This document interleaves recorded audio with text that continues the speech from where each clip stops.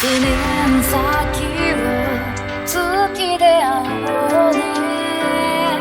散り間際の桜見下ろすのも大津なものだね。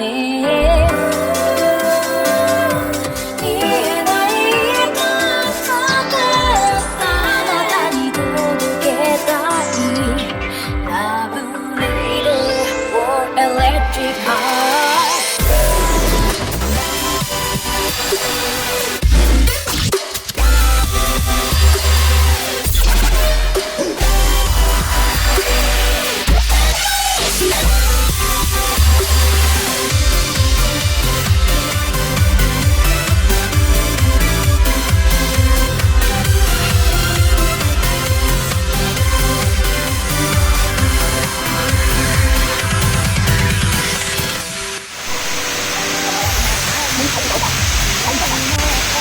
幸せでしょうか。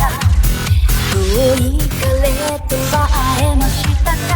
音が聞こえましたか。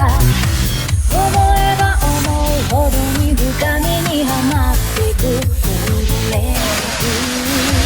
触れない知らない髪色さえ記憶が塗り替わってく。これは夢のようなまでに手を離さない。